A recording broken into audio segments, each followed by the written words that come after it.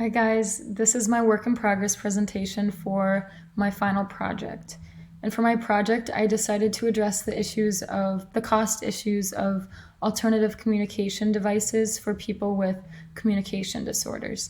And I thought of this because as a communication science and disorders major, I've learned a lot about different communication disorders that can impair speech and movement, which can make it very difficult for many people to communicate or write or type or speak like people would traditionally think.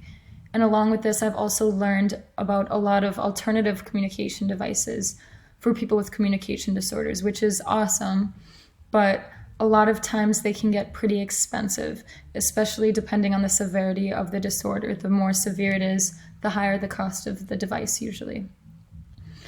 And I know it's unrealistic to come up with a big plan to make all these devices free or reduced for everyone who uses them. So I thought I'd make it pretty specific to the UW-Madison Speech Clinic.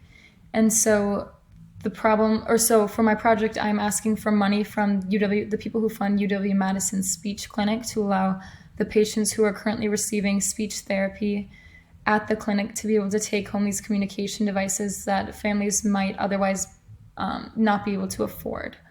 And so I want to make these devices more accessible for these people. And in case you guys aren't familiar with some of these devices, I thought I'd put some on here. They can range from low tech all the way to high tech. And you can see up here some of these high tech ones, like this eye gaze device is something for people who are severely impaired, who have very impaired muscle movement and cannot speak. And so instead it tracks their eye movement to type, write, or speak for them. And you can tell that it would be pretty expensive. Some of the ones I looked up got up to $11,000, and that isn't including anything to install it or anything. So I thought I'd show you guys that. And for my project, I wrote a letter, and I thought it might be easier for me just to show you guys my outline instead of my actual project. So for the first part, I'm going to begin with the importance of communication and list a number of communication issues that can impair speech and writing, like the ones I listed below, and then explain how there's a big inaccessibility of many types of writing for people with disabilities with these communication disabilities, because they can often not use their hands or arms or use their speech to write, speech to text to write for them.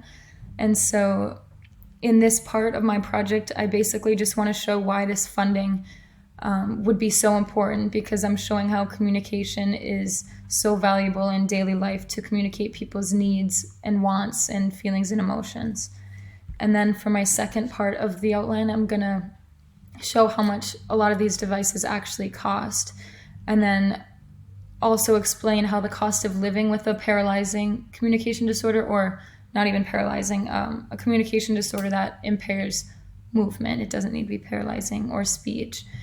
The cost of living can be very expensive, and explain how people struggle with the cost of wheelchairs or assistance and many other things. They should not have to worry about wondering if they can afford this communication or not, or have to choose between a better wheelchair or anything. I think that that communication is something that people should always have access to.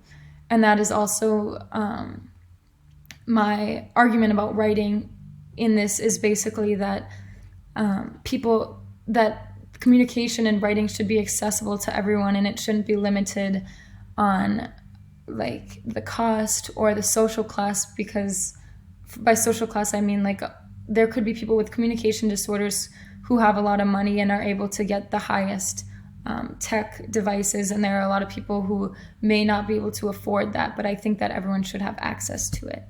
Which brings me to my third part of the project, which is when I actually ask for funding. And I will explain that patients already use many of these devices in therapy at UW-Madison Speech and Hearing Clinic.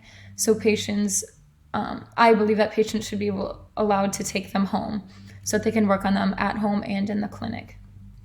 So I'm asking the people who fund the UW-Madison Speech Clinic for funding to allow all patients while receiving care from the clinic to be able to take home whatever alternative communication device that they need and that fits their needs.